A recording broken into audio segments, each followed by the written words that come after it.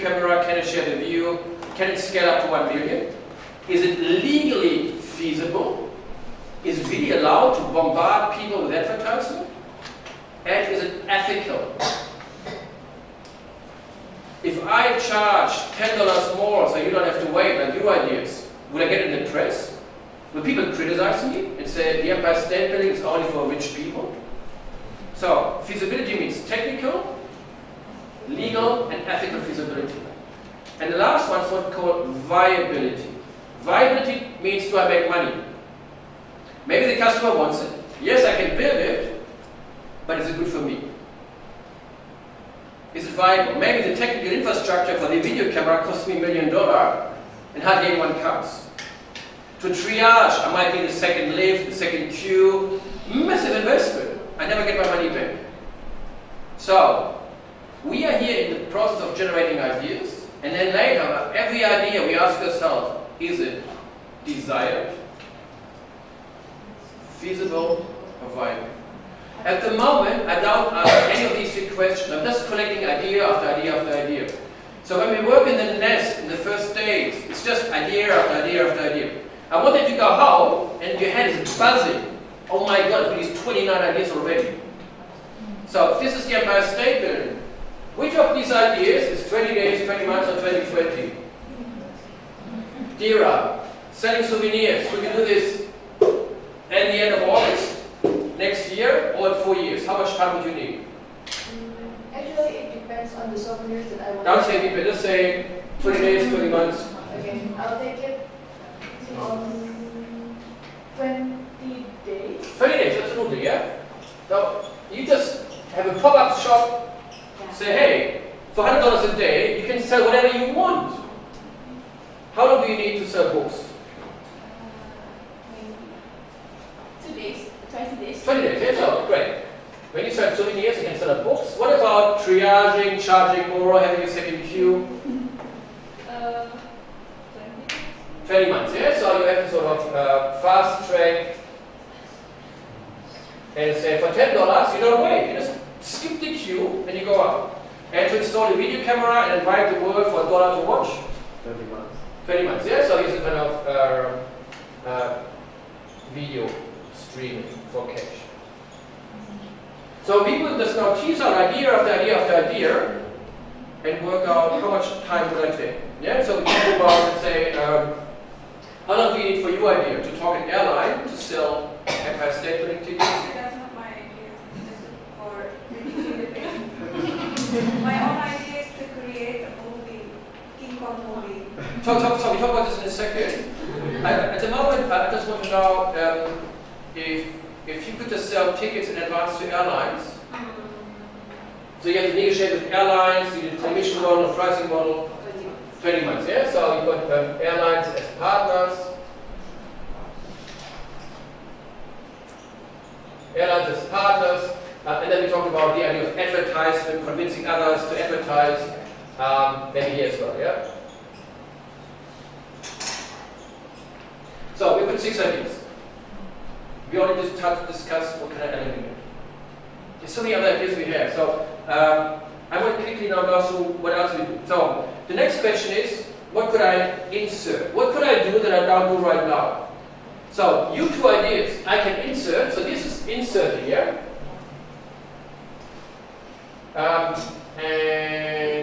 And this is elimination. I eliminate payment. Or, Anissa, you said book and home, yeah? Yes. Elimination. I eliminate payment. Video streaming, I eliminate going up.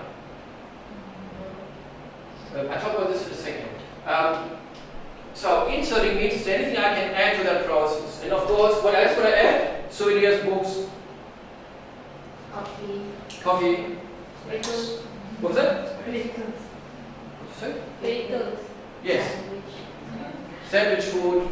I could sell King Kong costumes. I could have a guided tour. Maybe you want to tour in Indonesian. Okay, so I find people and the guides will talk about September 11th or whatever in Indonesian.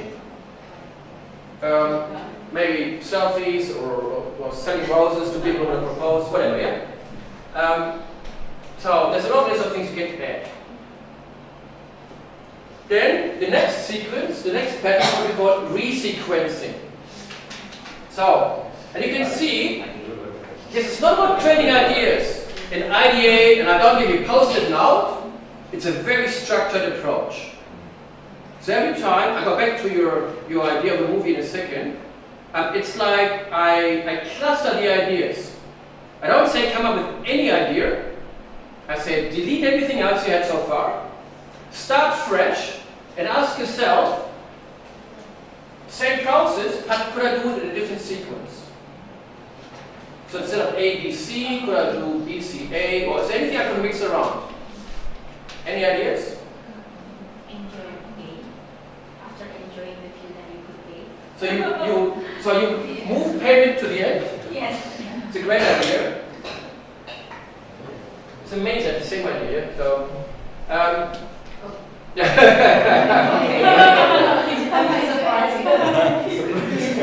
anyway, so I can see how you think, by the way. I'll show you later how you think. So the first one is to tease out the idea. Yeah, so someone suggests, why don't we pay at the end? Don't cheat, write down, what's the biggest advantage? Don't talk, just write down, if I pay at the end, what's the biggest advantage? And having in mind, I want to make more money. I'm the Empire State Building. I own the Empire State Building. I want to make more money. I want to know from you, if I do this, why do I make more money? Write it down.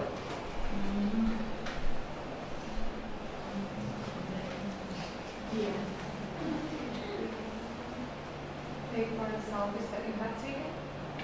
Pay. Pay for the selfies that you have taken. Yes, which is probably, so they would like someone to take a picture of you, I guess. Yeah. Not a selfie maybe. Yeah. But it's a bit more inserting, yeah? So I add something new to the process. It's like the coffee, yeah? You buy a picture, you buy a coffee, you buy a book, you buy a souvenir, you buy a King Kong costume. And then I charge you, of course. So what's your name again? Fitri. I learned so much more first names. You all have this. Is it easy or is this difficult? Easy or difficult? And you can rather say it's difficult, because if you say it's easy, you all know the answer, and you can ask anyone, and you give me the answer. So you can see when you improve a process, you think in two stages. One is, I have to come up with the idea of moving it to the end. The second step is sense making. Why does it make sense?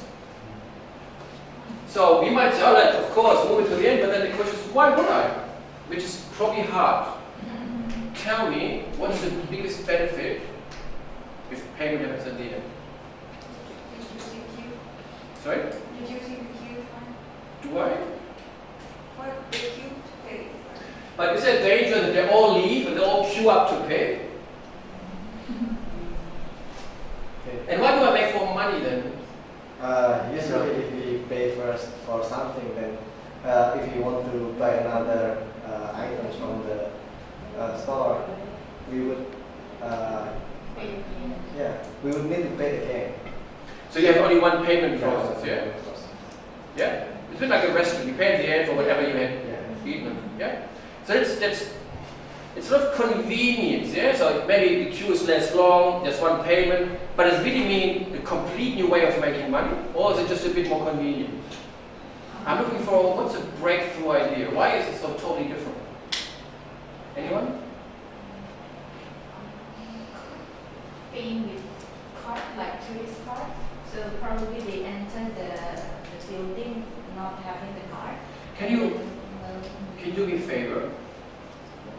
So at the moment we think about, there's only one payment, there's a shorter queue, I can pay with a card. These three ideas are probably still in this half. I have a problem, I wait too long, I pay too often, it's nice to pay with a card. So what is difficult becomes a bit easier. I want to hear, if I pay at the end, what could be totally different? So in order to come up, ask yourself, how do I pay for car parking? How do I pay for water? How do I pay for electricity? How do I pay for... It's Subscription. Sorry? Subscription. Subscription, how much do you pay? For for the. How do you pay for car parking? Sorry? An hour. Oh. No. So I don't mean how you pay, how much do you pay? Hourly or 1 hour, 2 hours? So what's the main difference now? How long we enjoy the view, Very good. Continue. and then So what's the big difference in this model to the previous process? you can only the time. Forget, delete problems for a moment. Oh, Don't think less crowded people, okay. shorter queue, one payment. Delete problems out of your brain. You can Think charge- about what's the possibility. You can charge more because it's hourly. Yeah. Hourly or per minute if you want. Progressive. Sorry? Progressive if you add 1 hour and then 5 minutes after that. So, you see the big difference? At the moment, the Empire State Building charges per person. You walk in, you pay $29. You might be there for 5 minutes, take a selfie, you go. Or you might want to propose to your girlfriend, it takes you 5 hours to get your act together. But you pay $29. The Empire State Building means, as long as you're there proposing to your girlfriend, nobody else can go up, because only 20 people can be there. So you have to leave so someone else goes up. But I don't know how long you will be there. And you can be there as long as you want. So, instead of paying per head, I could introduce pay per minute. I say, you rock up, use a ticket, you go. And when you come out, hey, 36 minutes, 5 minutes, 3 hours, whatever it is, and I can have all kinds of discounts or progressive or degressive, whatever I want, pricing model. But it's total surgery to the way I charge. Per head becomes per minute. You can see how hard it is to see this. We think immediately queues, payment, inconvenience. Our brain is obsessed with problems. You have to, when you're in this half, have to become obsessed with opportunities. And it's hard. So, here I develop a model where I charge every minute. So if you spend 3 hours up there, I make much more money. It's up to you. And I could say, hey, the first 15 minutes are all, whatever, $20, and then it kicks in, or an hour, or whatever. I need to find it out, yeah? So this is what we call resequencing.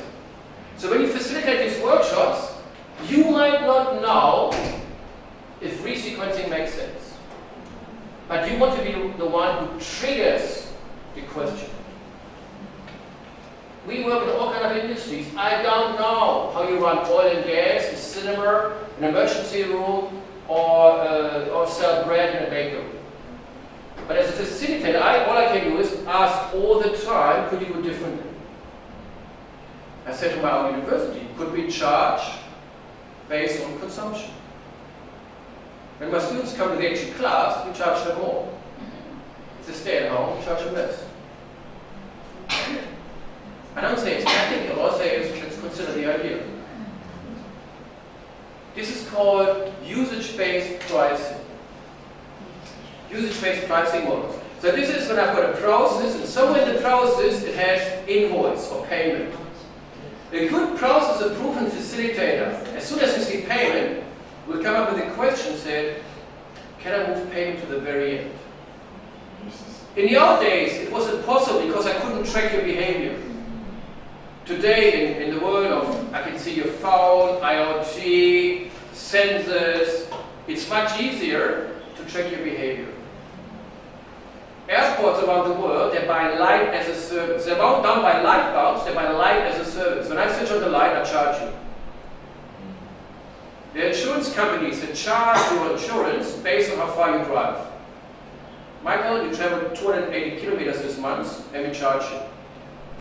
In the old days, you paid in advance, and then had insurance for 1 month, for 1 year. Now I get an insurance bill every month based on how much I travel. It's always the same pattern. So you have to be very good in seeing the pattern, and then have 3, 4, 5 examples. So I teach my students resequencing, and then immediately 3, 4 cases. car parking, electricity, light as a service, cloud computing. So that you do not just see the pattern, you also can make sense and you can stimulate the crowd. Say, hey, I know you don't think like this, but what do you think about this idea? Clear? So it's like learning a foreign language, you just learn these patterns. So in order to implement this, 20 days, 20 months, 4 years, that's better, probably 20 months, yeah? So pay as you enjoy. Yeah, so pay per minute, yeah? Clear? So what you do now as a facilitator, you just work with the crowd and you build up idea after idea after idea. Next one. Triaging. So triaging is exactly what Ilmar said. So triaging means I've got a sequence and I ask myself, can I split it? So exactly what you just said, that's how it would look like, yeah? So, 36, sorry. So 36 is a standard ticket, and if you pay $60, this is today, and that's happening, if you pay $30 more, you can go immediately. There's a special lift just for you. The same when you go to the theme park, yeah? You pay $10 more, you don't line up. In Los Angeles, you can pay, I think, $10,000, and there's a special road into the city. So every day you can drive straight to the city while poor people are in the traffic jam. There are doctors in the United States that you pay a certain amount, and you can call them all the time. Yeah, they have 20, 30 families to look after. They all pay $10,000, but they're for you all the time. So the idea of you pay and you don't wait is something we try.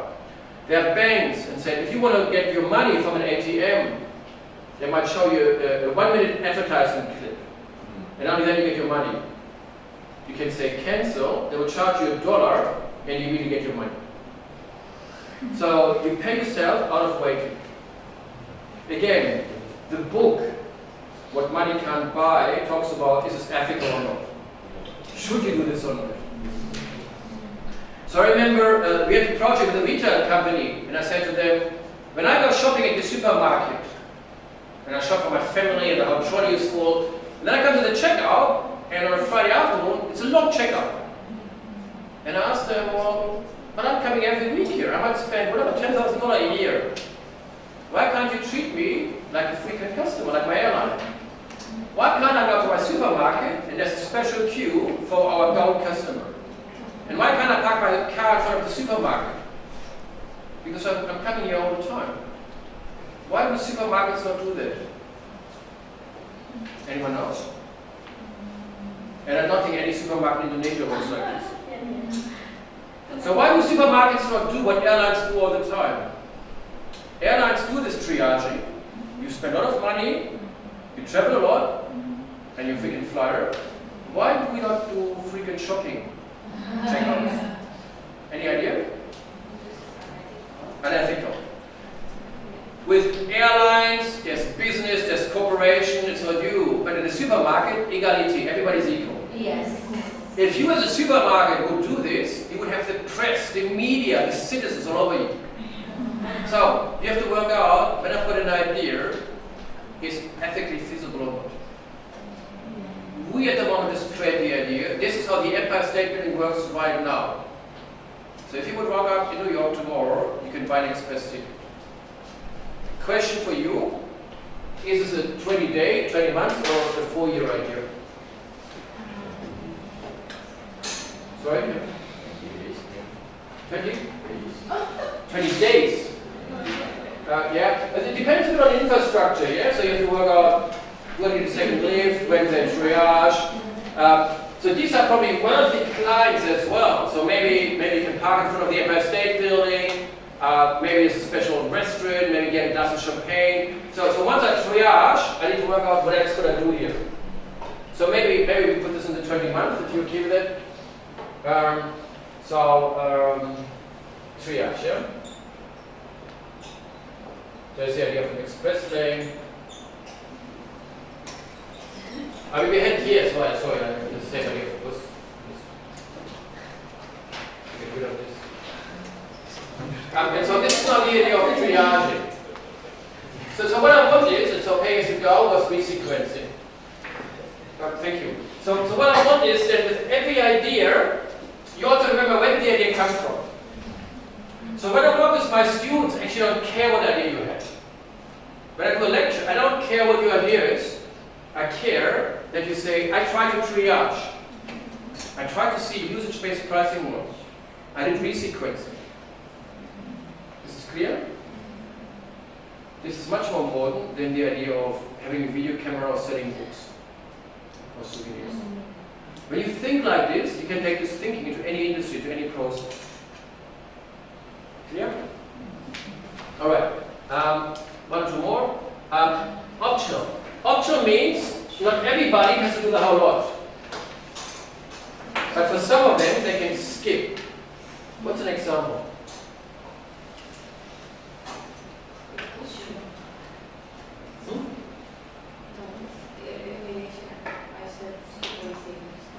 But what's the difference between optional and elimination? Optional, people can choose. People can choose, or I choose for you. Yeah. So when you go to an airport and they do a random security check, that's optional. But you don't pick it, I pick it. So you can just go, but I put you on. So optional means it could be either unwanted, I don't really want this, or it could be wanted. If I go to an airport and I'm flying a lot, then maybe I'm lucky and I can go to the lounge. But everybody else has to go to the boarding gate. So optional could be good or bad, but it means that only a subset is doing it. So I might argue, let's say, for people who are disabled, they have to wait. People with kids or whatever. So what I do is I create an option. So with elimination, this goes completely. With optional, I can skip it. What's the difference between optional and triaging? Doesn't cost more additional money. Yeah, but in terms of the think about the pattern. What happens with the process model? Optional, we pick it, while the triage, the customers pick it. Yeah, that's a very good point. So triaging means customer picks. And triaging also means you still do one option. You pay 36 or 39, but you can't say 0.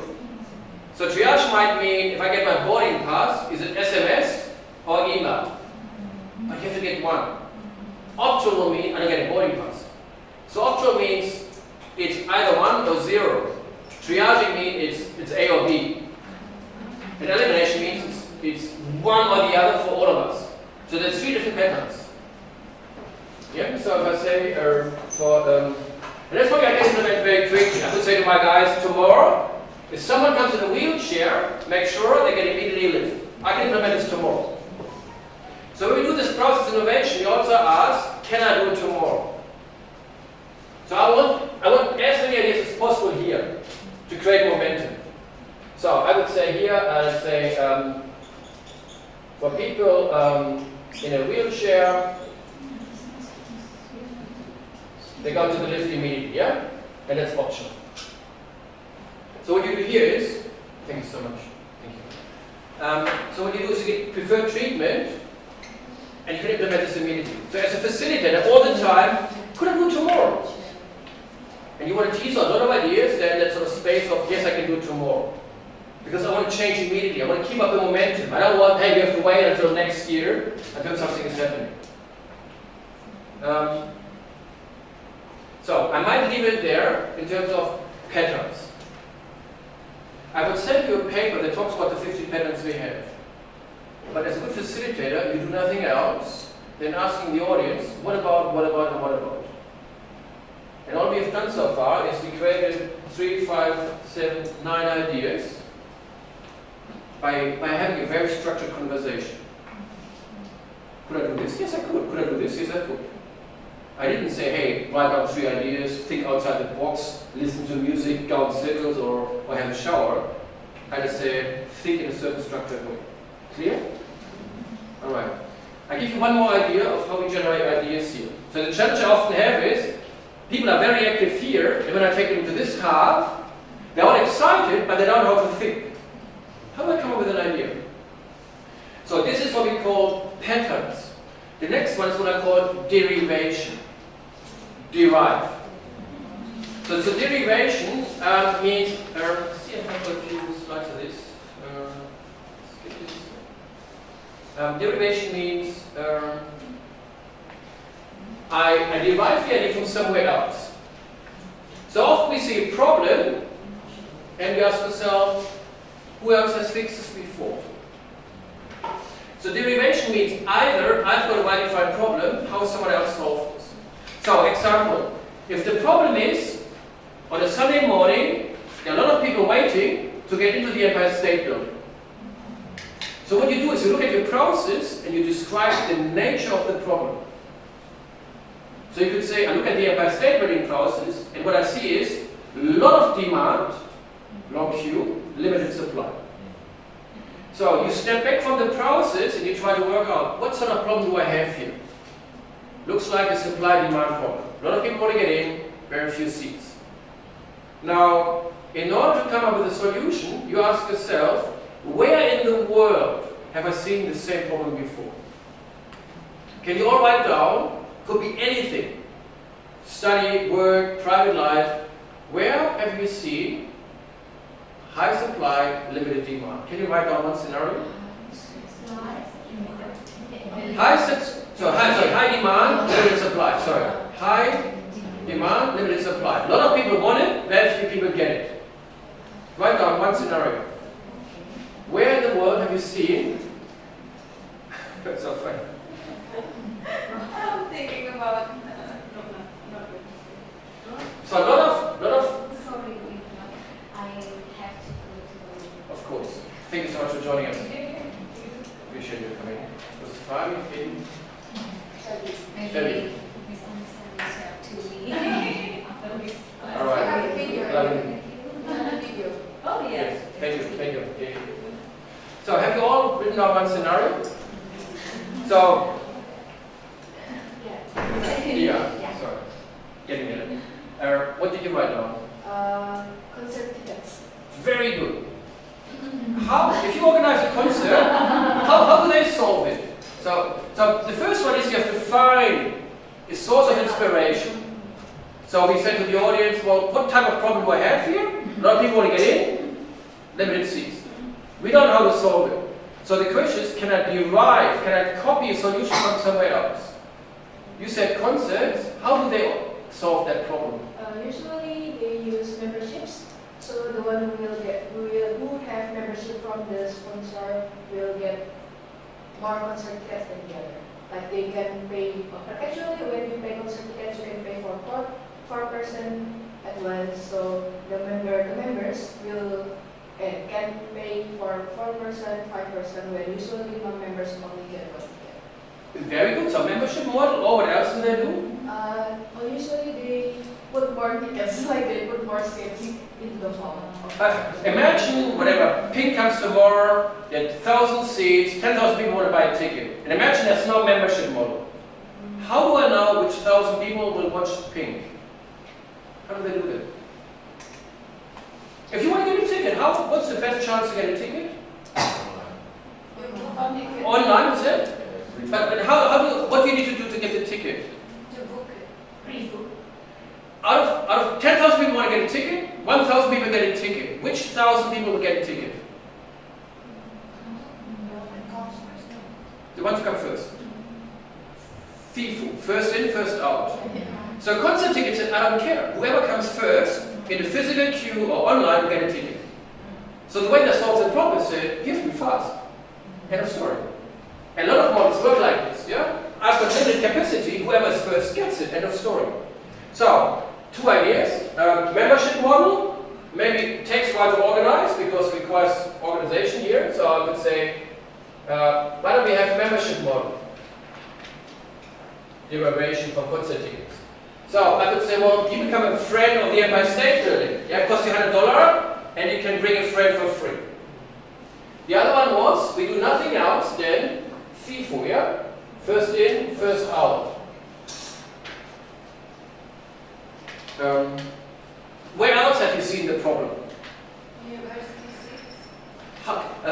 mean enrollment into a degree. How do I fix it? Well, what do universities do? How do they manage? Sorry? So say again? Online courses, yes, or makes things available for free. MOOC. It's a bit like the idea with the video camera. Like the airplane tickets, we get flexible pricing depending on the, if it's high demand, the price will go up. Very good. So these are two different ideas, yeah? So it's very important that you differentiate. So a university would say, I only have 100 seats in my course, 1,000 students will apply. How does a university pick the 100? Based on the Grades. Very good, yes, so it's a sort of qualification. It's not time-based, it's qualification-based. If I'm the Empire State Building, what could I do? Sorry? But how would I take what the university is doing to the Empire State Building? So the university said, I need to know a bit about you.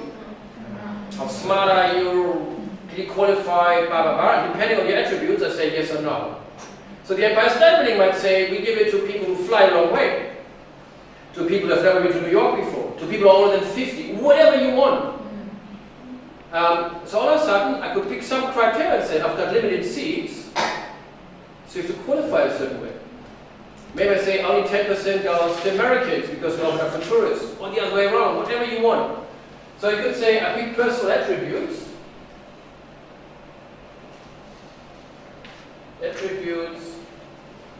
as a way to get you in. How, so what did you just say as an example? Airline. Yeah. That's right. How does an airline make sure I've got 100 seats and 200 people want to fly? How do they solve the problem? They sell the tickets first, and then the What do they do? and also, like when the demand is low, the price is Very good, very good. So we call it dynamic pricing. At the moment, the Empire State Building says a ticket of $39. It could be thunderstorm and rain, or it could be the most beautiful sunshine, $39. How would an airline sell a ticket for the Empire State Building? What would they do? Sorry? Different season, different prices, or different even, for example, like the first day of the year is different price then Yeah. for holidays.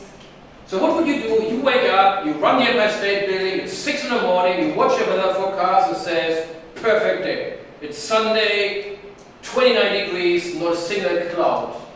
How much do you charge? That's how you charge $50, $60, $70. The weather forecast says it's November, it's 6 degrees, it will be foggy, massive rain the whole day. How much do you charge? Zero. Dynamic pricing. Dynamic pricing, yeah. It requires a bit of setup because you have to be able to charge differently, you need a lot of sophistication, but we put it in this box here, yeah? Dynamic pricing. Derivation. Again, we were not creative at all. We didn't think outside the box as, oh my god, I need a quick idea. We just said, airlines have the same problem. They solve it by an economic model. If you can afford it, you charge more. And if there's no demand, bring it down. How do you get a green card in the US? Does anyone know? A lot of people want to get a green card. Sorry? Live there or work there for a certain period of time. Yes. And this is one criteria. You can say, I lived here for a certain time, I can apply. What else do they do? They have to people in England. Yeah. You might not, there's a lottery. It's just a lottery. So there's a whole pool. Say we give 50,000 cards away every year based on the lottery. So what you also could do is say, come in 8 in the morning, lucky door, and then whatever the lucky 100 are, you get a ticket to the Empire State Building. Yeah. So it could be a lottery. You probably do this.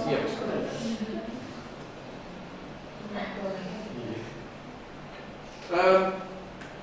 And just one more.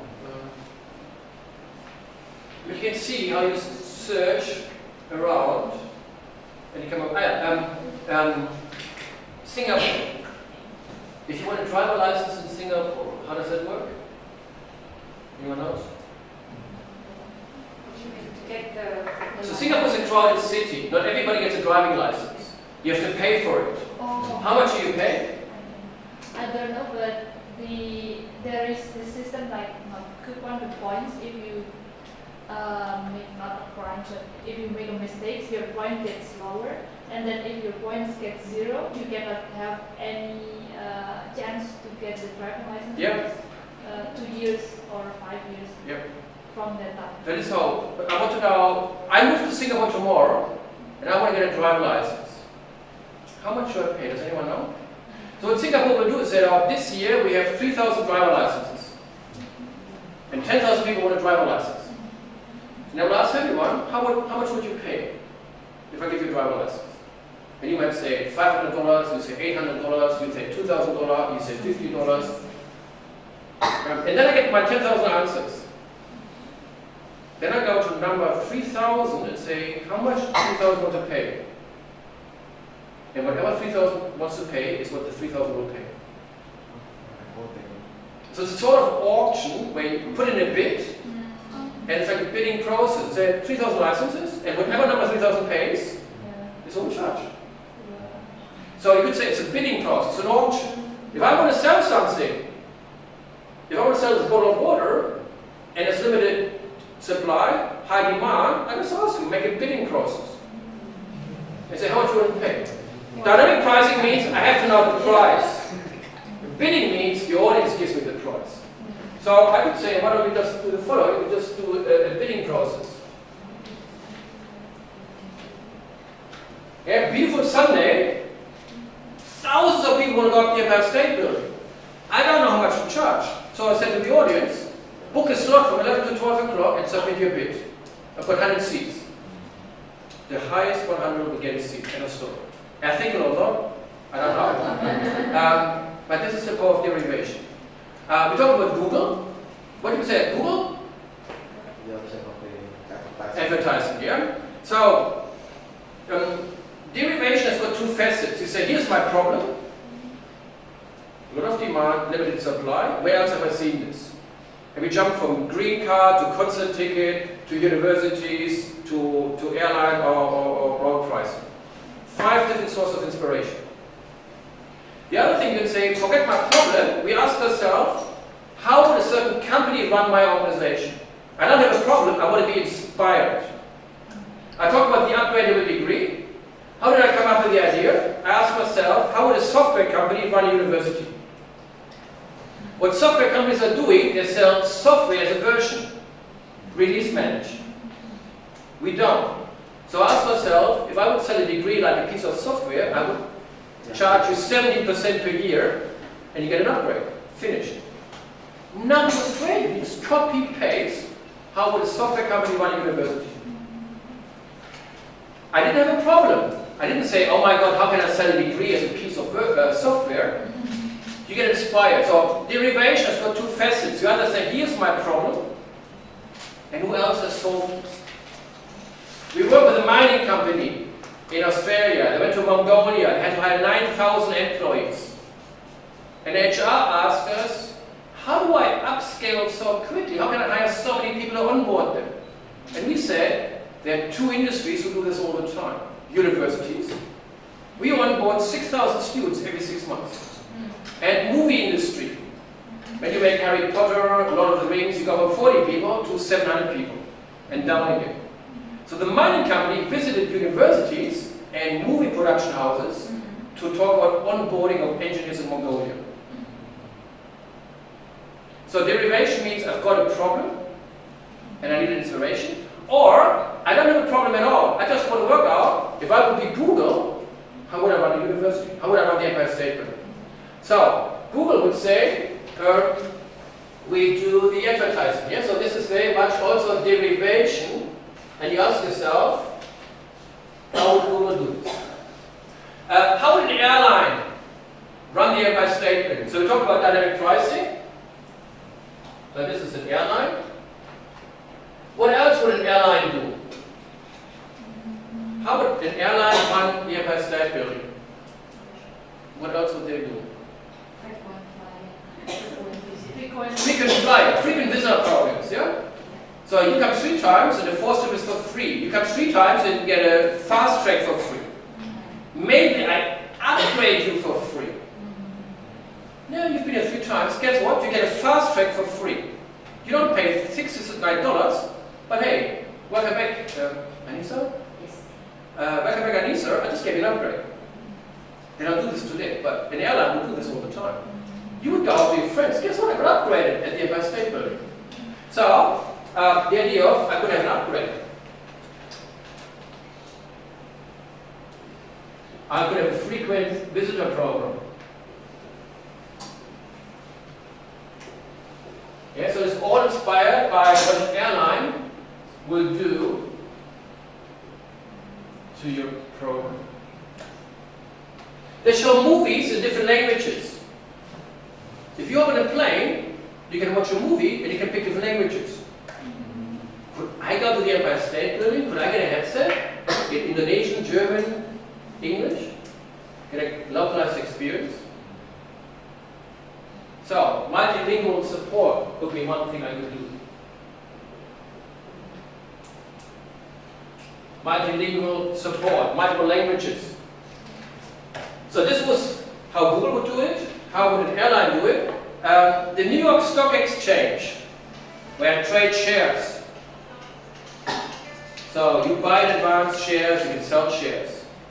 What would they do with the Empire State Building?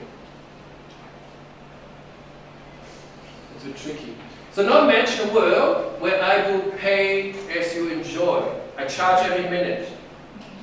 Now imagine the Empire State Building would say every Sunday I'm selling 10,000 minutes.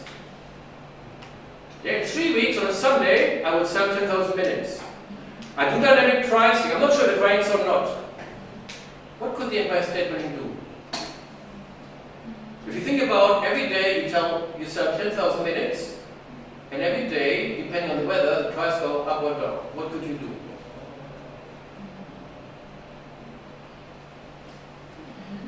You would sell those minutes. That's how you sell shares. This is how you buy electricity. In Australia, you can buy electricity in 4 weeks. How big? It's a hot day, and people switch on the aircon, and I make money. So I could be the Empire State Building and say, hey, I've got 10,000 minutes on a Sunday in 3 weeks. They cost you, whatever, $1 per minute. If you're lucky and it's sunny, you might sell them for $2. If you're unlucky, you sell them for 60 cents. Who wants to buy? So I developed a stock exchange and I'm selling minutes at the Empire State Building. I don't sell them to customers, I sell them to a third party and they trade it. And depending on the weather forecast or the Super Bowl game, whatever it is, there are more or less people and the price goes up or down. I treat a minute at the Empire State Building like a share price. Yeah? So you also develop a trade model and say we trade minutes. You trade minutes. Derivation. Of course. You need to, I give you maybe a 5-minute break. Cold? Yeah, I think you need it. You will switch it off. Are you going to click? I'm perfectly fine. I wonder what you. Did you get the idea of what we do here? So I'm in this half of the room and I'm looking for things that are not problem driven. So now customer says, I wish I could buy minutes and you would do dynamic pricing. Customers don't think like this. So if you facilitate the workshop, you have to be the one who inspires them all the time. So we'll see, we've got what, about 20 ideas or so. We're just thinking in a certain way. Very structured, yeah? So let's have a 5-minute break and then I'll give you 1 or 2 more thinking patterns. And then what I want to do is stand-up ideation. Stand-up ideation. What is stand-up ideation? Has anyone done stand-up comedy? Yes. Okay, what is stand-up ideation? Try to share your idea. Yeah. So that's why. And you don't know what happens. So stand-up comedian has to be very spontaneous. If I say I do a dinosaur or whatever, you have to go with the flow. So at the very end, we do some stand-up ideation. All right. Let's have a 5-minute break, yeah? new infrastructure. Should you differentiate between immediately and Yeah. You Well, we talk about 20, so when we started, we had 20 days, 20 months, 2020. This sounded easy, yeah? So 2020. Yeah, you can say it's immediate, midterm, long term. I just found 20 catchier, 20 days, 20 months, 2022. And if this will be a room, and you would only have a 1 hour session, then come back the next day and again, and you would see how this will grow. So more ideas will come up, and you could come to this room and there will be information, will be structure, there's no handwriting, you would print all of this. So anyone could come later to the room and we would print it so everybody can read it, it's nicely structured, sorted. So you could join the Nestt on day 4 and understand where we are with the conversations. How do you choose all of them? So we don't choose all of them, we say these are the... I mean, how do you choose the one that you choose? Based on the 3 criteria that I mentioned earlier. You remember we talked about them? Yeah. Do you have them? Desire, So we sometimes do is we say we write down. Sorry, thank you. We write down the ideas, and like an Excel spreadsheet, you write down the 20 ideas, and then you have 3 columns: desired, feasible, and viable.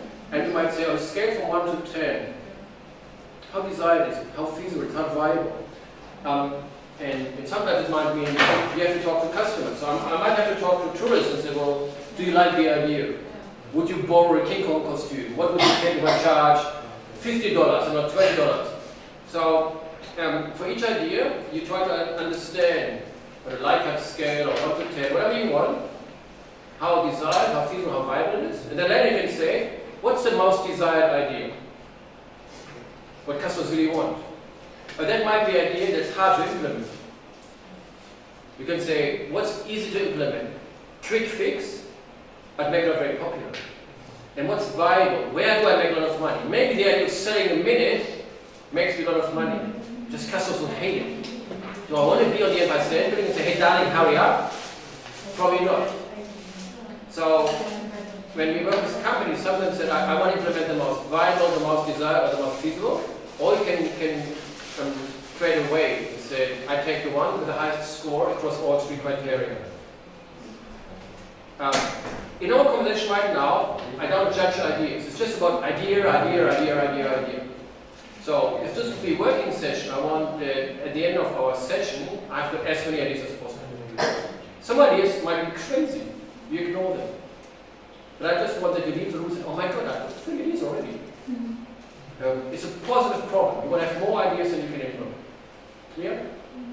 Alright, so what I might do is maybe 5 or 10 minutes on what we call utilize. Then we talk about design, so with customers, then maybe 5 or 10 minutes of standard ideation. Is this okay? Do you have any questions so far? So I wonder about the patterns that you said earlier. Is that all the different effective? It depends on what you try to achieve. So if you eliminate, it typically means you accelerate the process. If I insert, it means I sell more services, I create more revenue. So it's a question of someone saying, I really want a fast experience, it's convenient, book at home, versus I'm looking for new revenue channels, and then I'm more into inserting. Versus, can I have a VIP package or talk triage? So we typically don't say one pen is better than the other. It really depends on what you want. At some point, talking about machine learning, we had a project where we tried to work out, can I use fuzzy logic to understand those patterns? So we asked in advance, how important is new revenue? How important is processing time or processing cost? And then you could say it's like a fuzzy curve and say, if you really want to cut time, then put priority on elimination. And then the idea was we built a tool, so I would ask the stakeholder, tell me what you want to achieve. And then the tool would suggest patterns. So you see, process one and say, I suggest we get rid of waiting. In other sense, I want to speed up the process. So the tool would understand how goals and patterns correlate. We never took it too far, but that's how what I meant earlier, to create an innovation engine that automatically suggests this. All right. So, Nestt physical space, 2 halves. This is the theory. So if you Google this, you can find a few pages to describe the whole idea. They typically use it in HR, not in BPM. And then these are the two halves of the room. And right now we speak about this room a lot, this half. So the first concept were patterns, eliminate, optional, resequence. The second one was derivation. Here's my problem. Who else has solved this? Or how would someone completely different run our business? That's one iteration. The third one is what we call utilize. So utilize is when you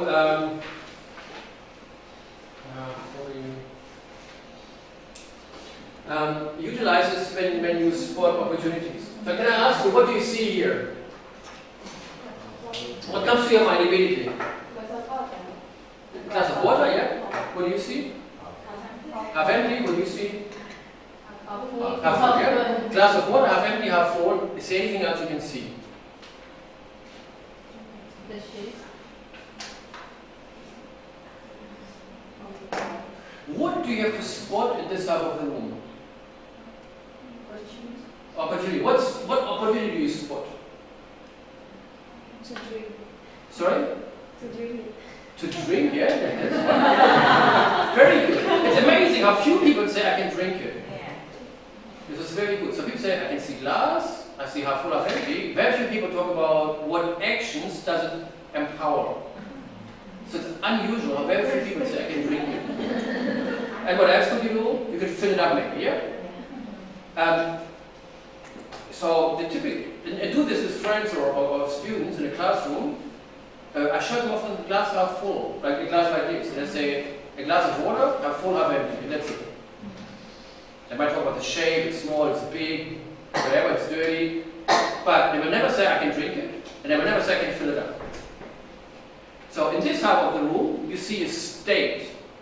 That's what they do. I see water, glass, half full, half empty. I share observation. I see a process, I see pain. So what we described on this, I see today and I see what's going on. In this half, you have to see things that are not obvious. In this half, you have to become an opportunity spotter. So I can see, I can drink it, and I can fill it up. The idea of I can fill it up means I've got an idle asset, I've got an underutilized asset. I'm Uber, I can fill up a car. I'm Airbnb, I can fill up a room or a house.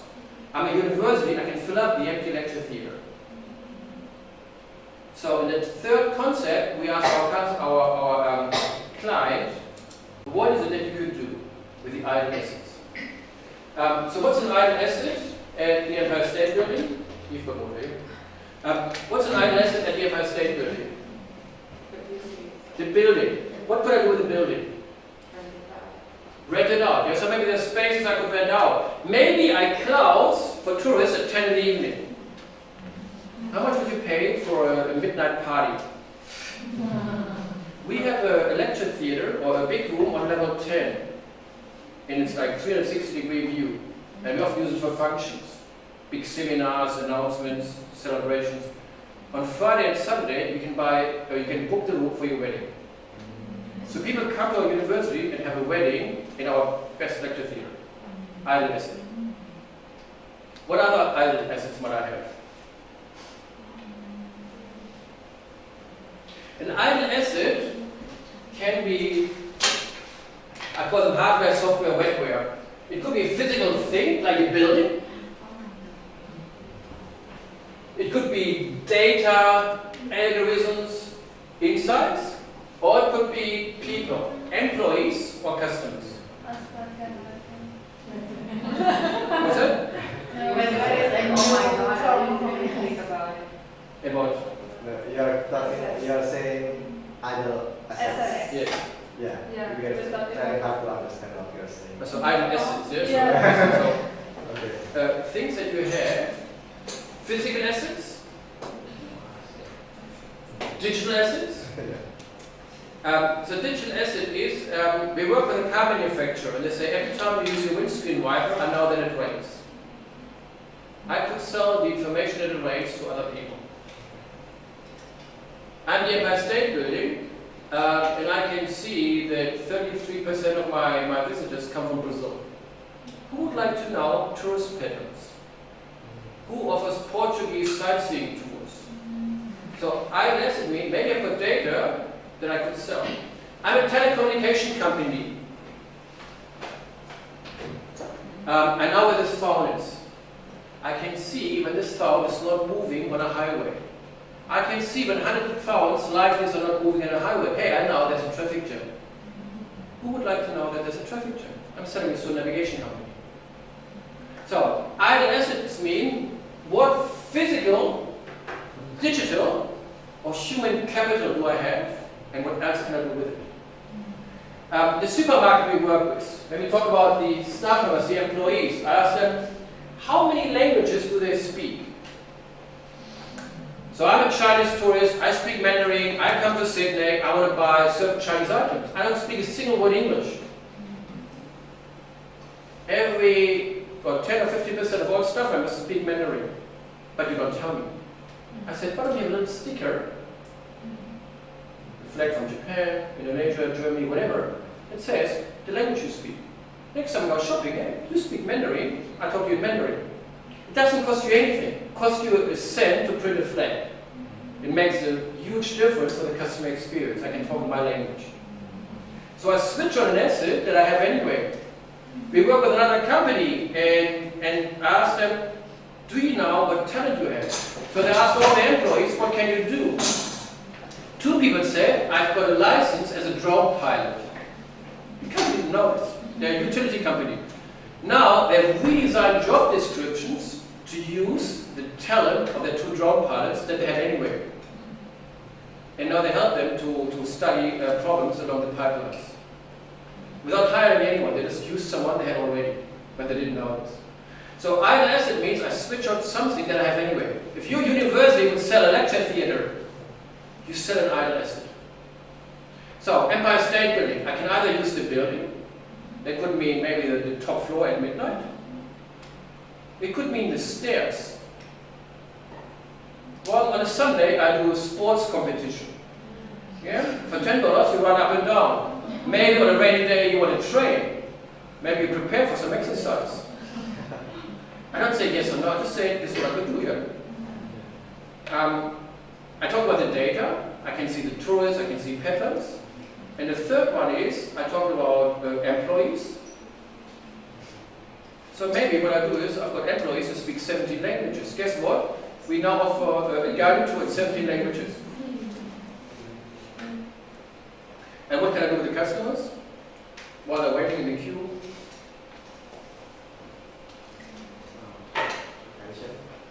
Sorry? Their attention. Yeah, absolutely. I could do anything. I could sell them stuff. I could say who wants to talk to them. I could do a survey. I could do whatever I want. Yeah. So these are already 4 ideas. Yeah. The level 86 at midnight. The stairs.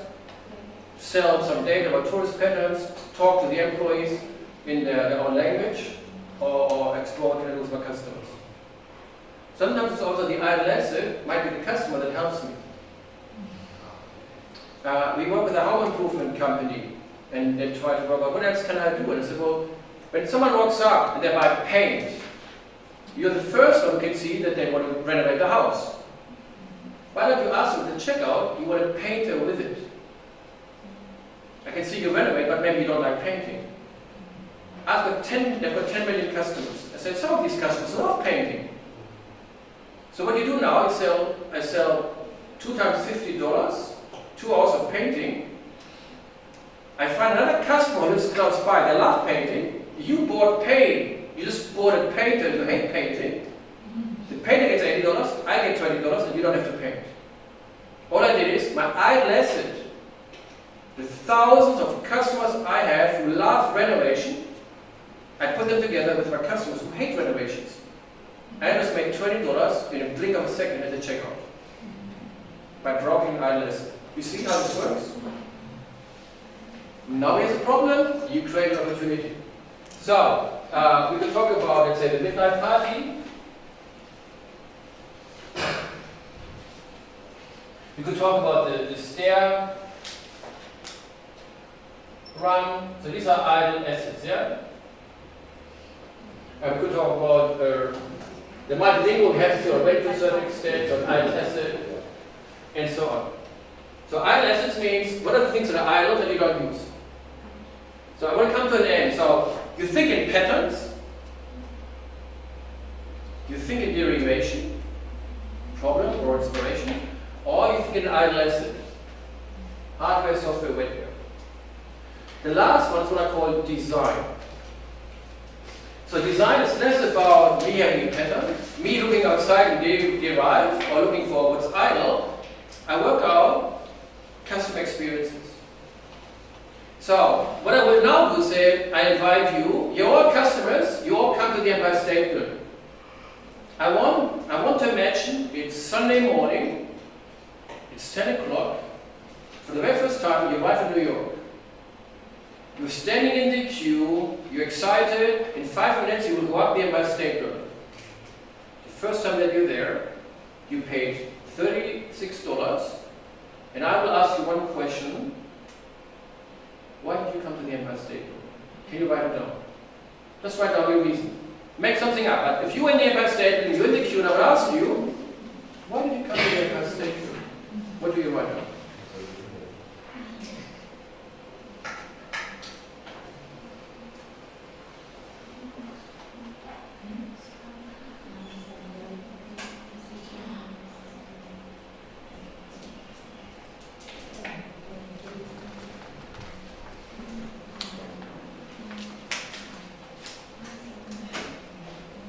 You all have it? You can make something up, yeah, but you have the reason? Like to feel the whole city from the upbuilding.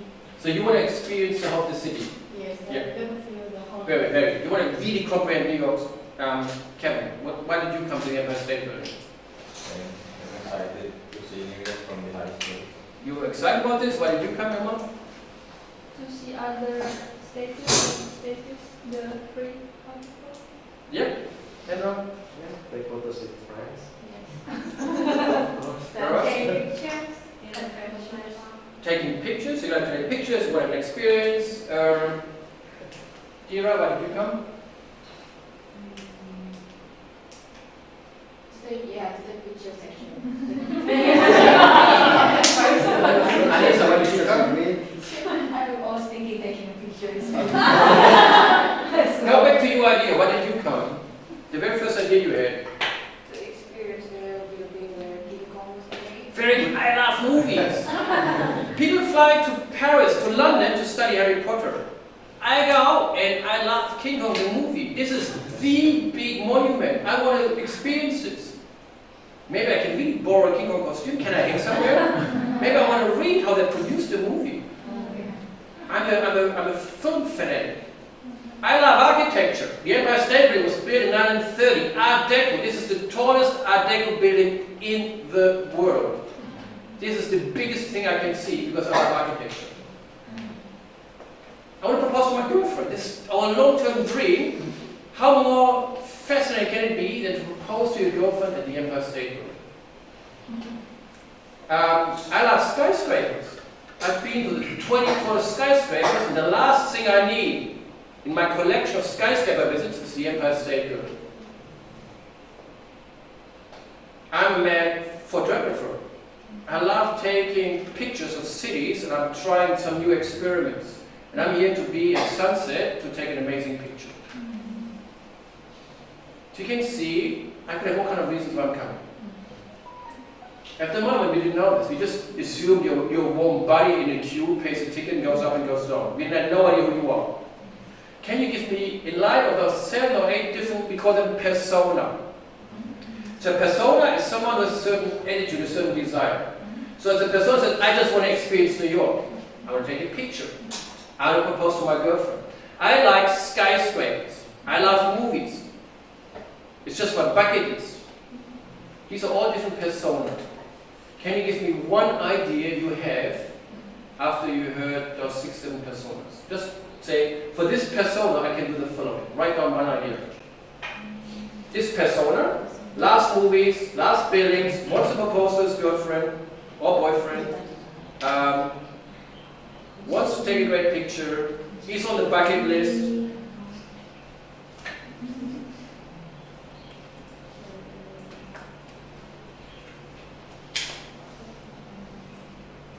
For this persona, I can do the following. And why give me an idea that we haven't discussed?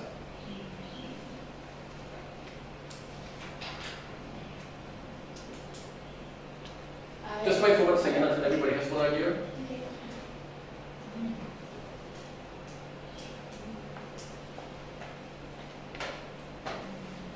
All right, go, Ira. I actually have an idea about the persona regarding to the proposal. Yeah. Yeah.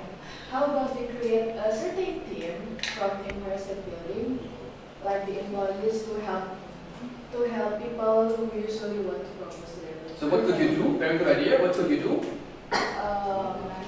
Create a certain team with employees to help. Yeah, very nice. Yeah, so like call it. Do you need 20 days or 20 months? 20 days. Very, very, very nice. Yeah, call it a wedding or a proposal fee. Yeah.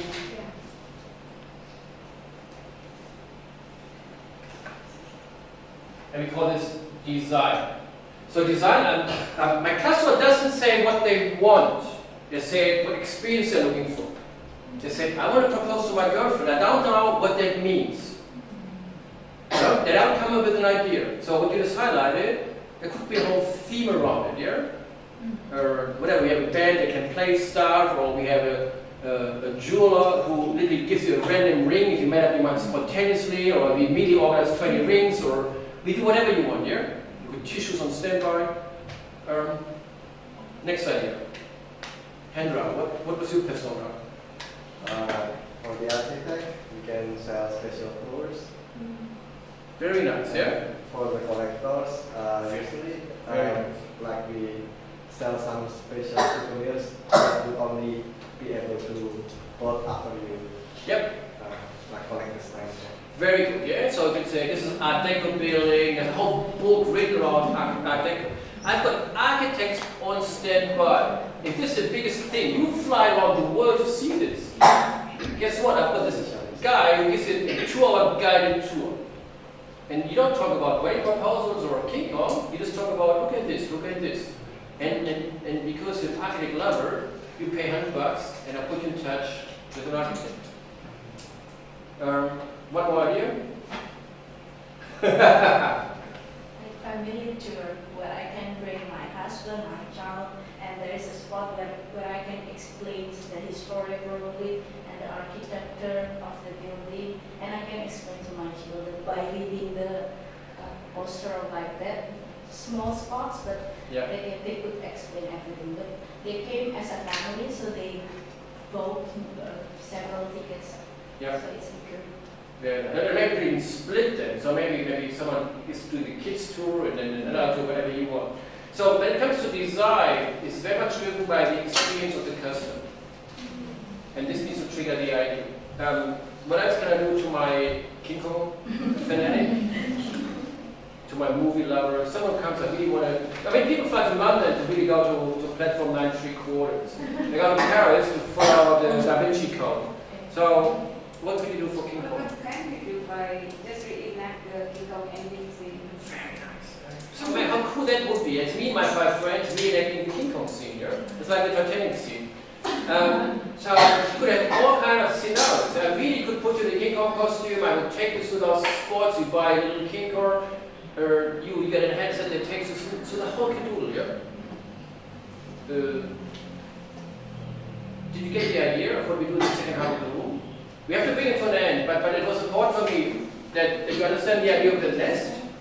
I gave you an article, a book chapter that I wrote, and it talks about every week, what you do in week 1. What we did is what we do in week 2. Week 2 is you expand your mind. So week 1 is very much, what's the process, where does it start, where does it end, what's your long goal? I want to make more money.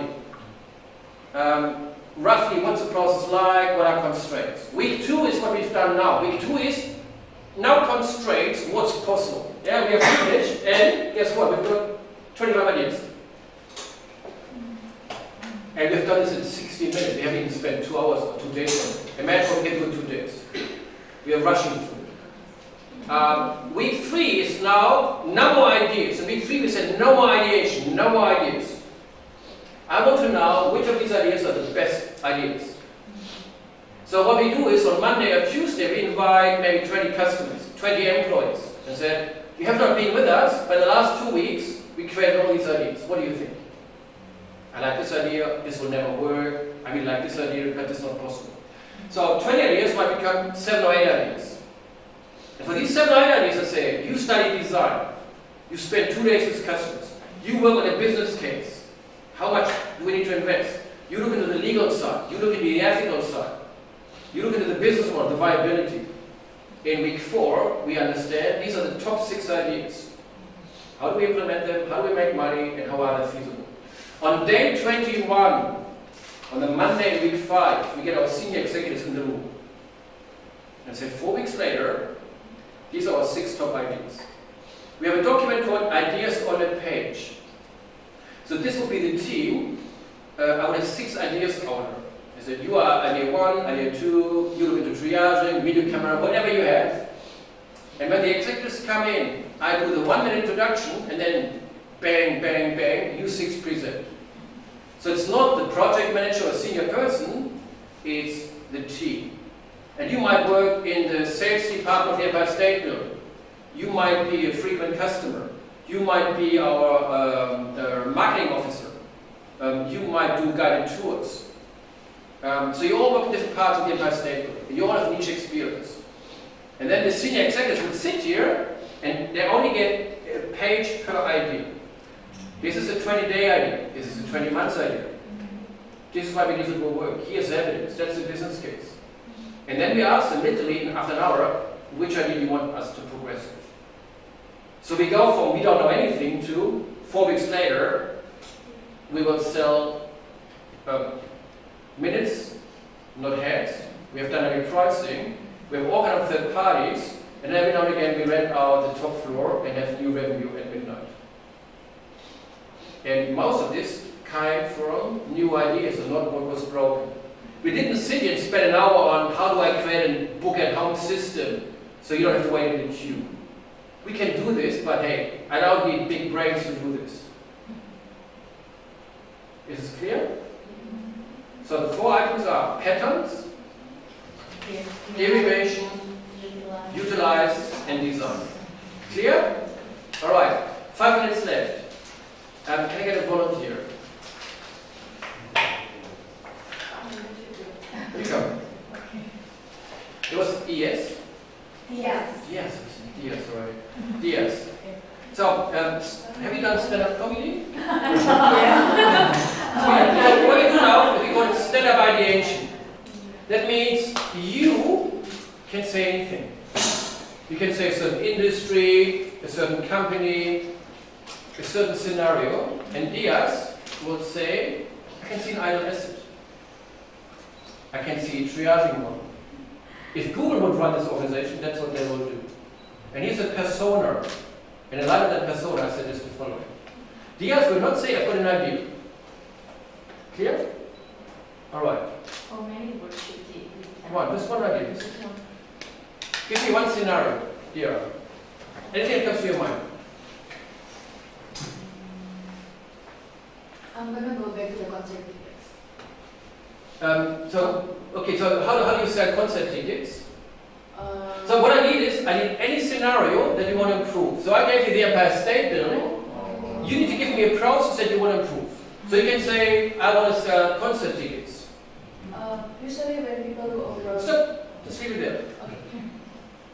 Okay. Dira wants to improve the process of selling concert tickets, yeah? So once a month, a big rock star comes to Surabaya, and at the moment they go online, they pay, pay for tickets, $60. And then whoever comes first gets a ticket. Can you give me one idea how we can improve this process? And before you give me the idea, tell me how you think. About buying the ticket? Yeah. How do you think? Do you see an idle asset? Do you think like Google? Do you talk about a certain persona? Do you try to eliminate a triage? So can you give me any pattern, any idea we had, and then tell me if I think like this, here's the idea.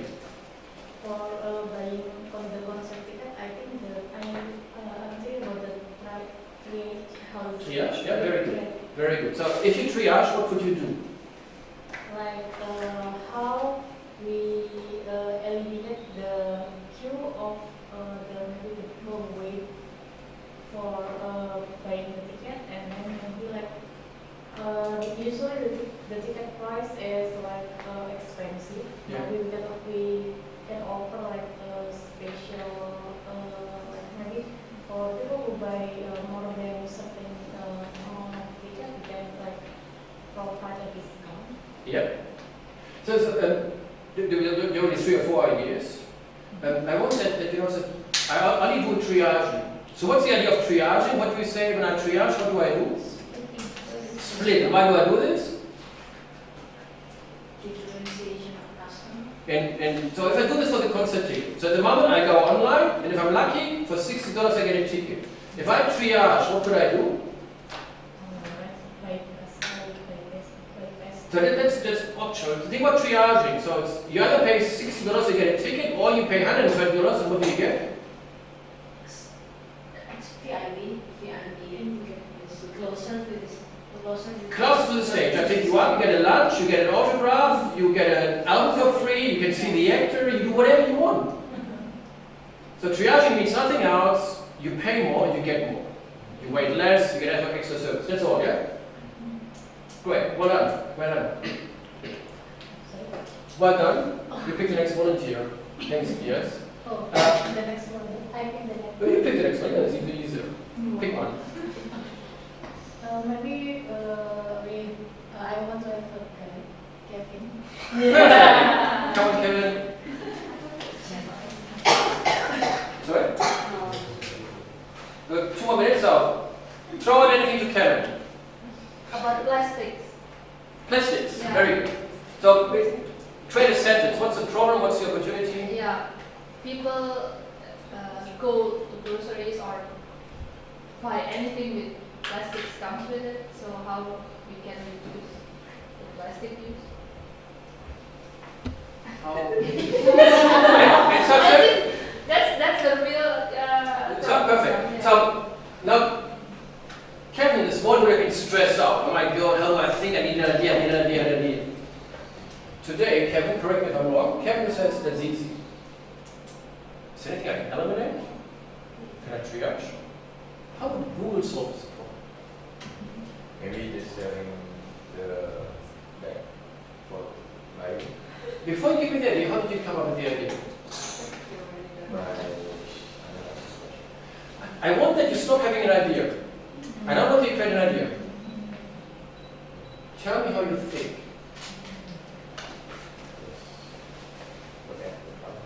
Look at the problem, and then what do you do then?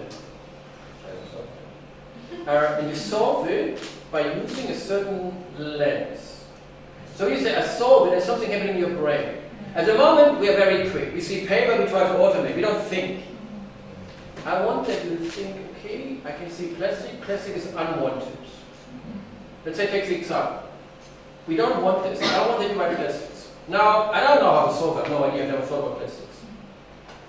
Kevin, what else is unwanted?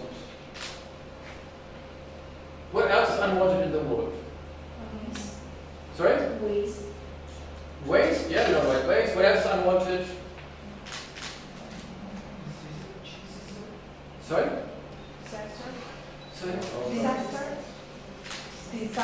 Disaster, yes. So, to talk about something that's human-made, it's something that's a bit like similar to plastics. What else do I not want you to buy?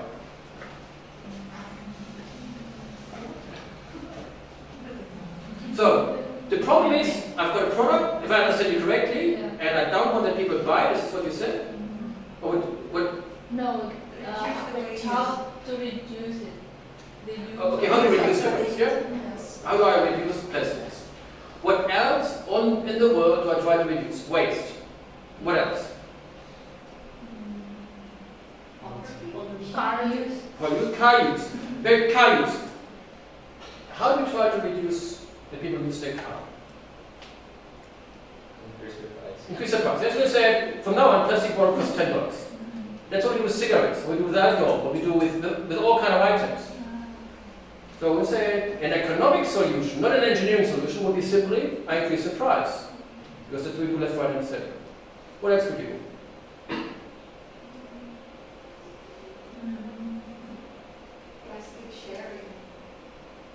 How did you come up with the idea? Because car use and now people they go together. Very nice, yeah? So what we say is, there are so many cars in the world, they only use 3.5% of their time. We have car sharing models.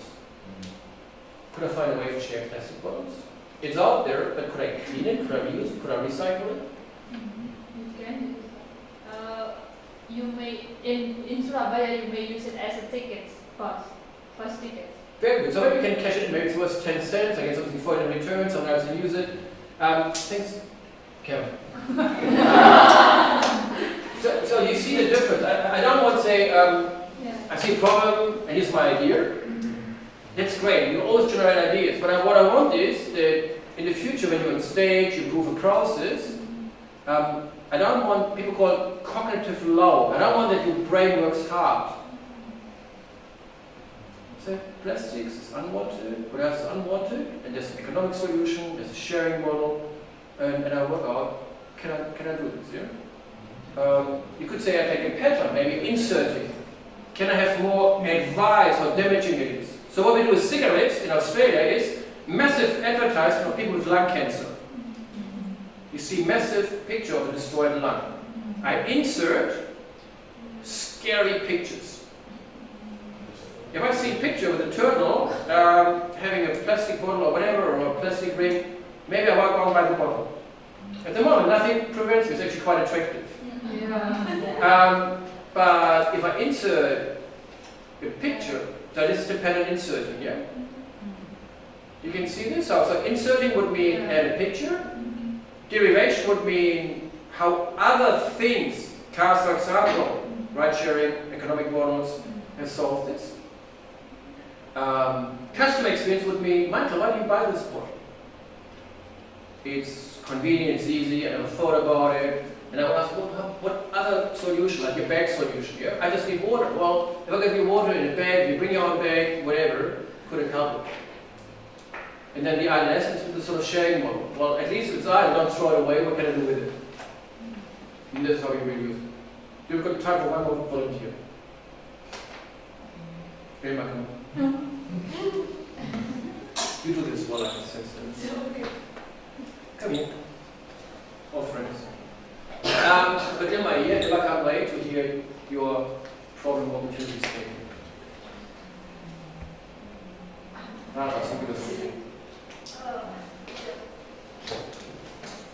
Go to the doctor. What? To be convenient when you. A doctor. So what's the problem? Like, what is it that you want to improve, decrease? The convenience while you were waiting. The what? The convenience. The convenience while I'm waiting for the doctor. I think it's more like the ease of going to the doctor. I want to make it easy to go to the doctor. Yeah, because I mean, in Indonesia, it's really hard. It's not inconvenient. So what's the problem? Long queue. Long queue? Very long queue. And not enough sitting place. Okay, so it takes a long time to get there, and when I arrive, I probably can't even sit, yeah? Alright, done. Let's do all four. Pattern. Is there anything you can eliminate, insert, triage, make optional, resequence? Like you said, the doctor can make an online appointment or calling time, so you can be charged. Yeah, next idea. The apps, so you can get text. Oh, that's the same. So it's exactly like that, but you can get text from the computer. Think about pets. So try to work thinking about the idea. Think about the process. This is the process of ideation. Resequencing. I move things to the end. Pay at the end. How much would I pay? How much would I pay? But how much would I pay if I pay at the end? What could be the idea? The idea first. Paying first. Can I back to deposit when reservation, maybe? say again? Deposit when reservations. You have Yes. So you could have a dynamic pricing model. So you could say maybe come at 6 in the morning, it's cheaper. But maybe you could say McDonald's. If you go to McDonald's and you wait for 3 minutes, you get your Big Mac for free.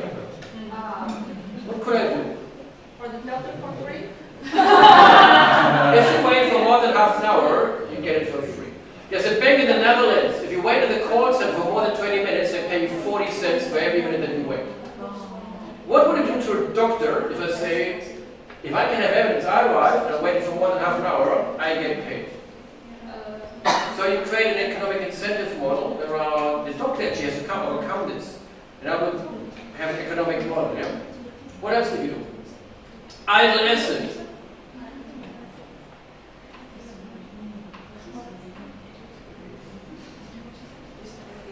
So you've got thousands of Indonesians sitting in a waiting room waiting for an appointment. That's an idle asset.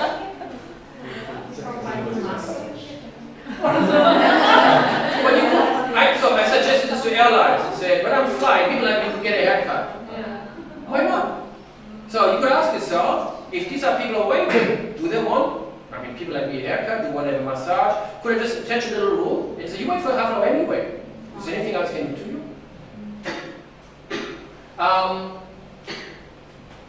And how would Google solve this problem? With Siri, kind of Siri doctor. Not Siri, I mean Yep. the...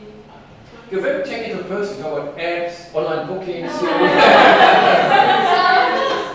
And it's not hard, we often can see where people come from, yeah? So the engineers talk about let's build a lift, the economists will say dynamic pricing, and the tech guys will say create an app.